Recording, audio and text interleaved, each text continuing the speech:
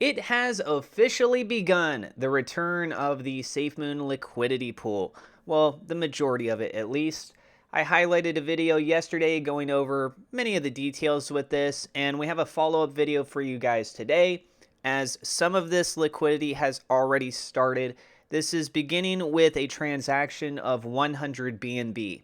So as is highlighted by SafeMoon Spidey over on Twitter, shoutouts to Spidey, he says, SafeMoon update, looks like the MEV bot user ran a test transaction for 100 BNB. Looks like it is going to be on its way. This is his first post. We actually have a statement from SafeMoon themselves as well. And pulling up this graphic here, as we can see that transfer out says SFM LP Hacker 2 out to the SFM Treasury Wallet number 2. Value is 100 BNB. If you missed my video yesterday, the long story short, although it wasn't necessarily a long story, I guess it's short story shorter, is that the hacker has made a deal with SafeMoon in which SafeMoon will be receiving back 80% of the stolen liquidity funds. The hacker is going to keep 20%, and that there is apparently not going to be any legal ramifications with this. SafeMoon is not going to pursue them legally. They're just going to let the hacker keep the 20%. From SafeMoon's official Twitter account, they say, Dear SafeMoon family, a 100 BNB test was completed by the party holding the LP funds. We have confirmed with them that the test was successful. Next, they will return the full 80% of the BNB they hold to the same address. Following this, SafeMoon tokens from a wallet with the address, they provide the address, will be used to pair the BNB into the SafeMoon BNB liquidity pool. These transactions are expected, and this message is shared for awareness. So these conversations that have been taking place back and forth between the two of them, it's very interesting. SafeMoon is now speaking out publicly on this. We see that some of those funds have already begun to move. And 100 BNB, it's not a small amount of money. It is quite a bit of money. But there's a lot more that still needs to go. One thing I do still have some concerns over is whether or not this hacker will fully go through with this or not. I hope that they do. Sounds like the fact that they know that they can keep 20% of it, and there's not going to be any ramifications for them. Okay, well, then why would they try to just stir up the pot, cause even more issues between things? The concern with this mindset is that it could create more drama around SafeMoon. If it's being conveyed that they're going to be getting 80% back, if it doesn't actually end up happening, people are going to be up in arms, asking even more questions. It's going to be a huge mess. However, as a sign of good faith, as well as this test that they're talking about, this hacker has already transitioned over 100 BNB. So it's a start. Literally, it's the start.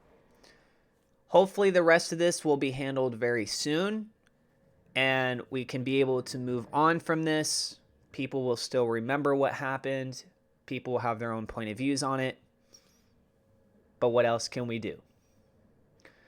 So besides this, we also have a post from SafeMoon Udre? I think that's how you say that.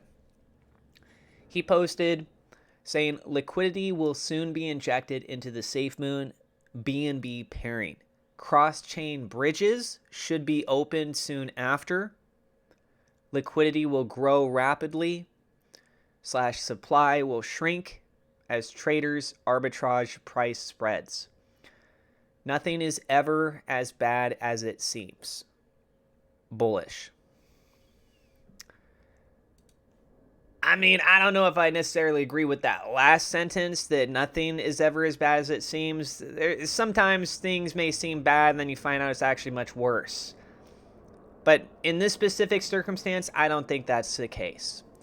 So let's also take a look over here at the SafeMoon price charts. As we can see, there's a green candle that's happening for the day. So although we did have the last 3 days for SafeMoon seeing some red, lo and behold, for SafeMoon on the day, it's up 8.12%. Volume $120,000. $75,000 of that on the buy side, $44,000 on the sell. The price was even higher than this, but there has seen some major pullback off of that candle. Overall, the candle is still green. And this is also very noteworthy, not just because of the liquidity, but if we look at the general crypto market, we can see across the board, crypto is hurting today. Bitcoin down almost 4%, Ethereum down below the 2,000 mark, down 5.63%. Bitcoin is still taking a bit of a hit right now. BNB's down 5.3%. You get the point. I will have a separate video in which I go over the SafeMoon price on all three of the chains, as well as the SafeMoon swap partners, as well as the most up-to-date as of the time of that recording, because I'll be recording after this, of what's going on in the general market as well. So with those cryptocurrencies being down, we see that on the day, SafeMoon is one of those variables that throws the curveball, and we can see it is actually up. And this is on the Binance Smart Chain. So what happens next? We'll have to wait and see. I'll keep you guys posted. If they move the rest of the liquidity funds over, the 80% I should say, I'll keep you guys posted as I find things out. And if you guys are new to the channel, don't forget to hit subscribe, hit the thumbs up like button. You can check out Spritz Finance if you want to learn how to pay for bills in the real world using cryptocurrency. You even get a little bonus using my referral. You can see more information on that down in the description below.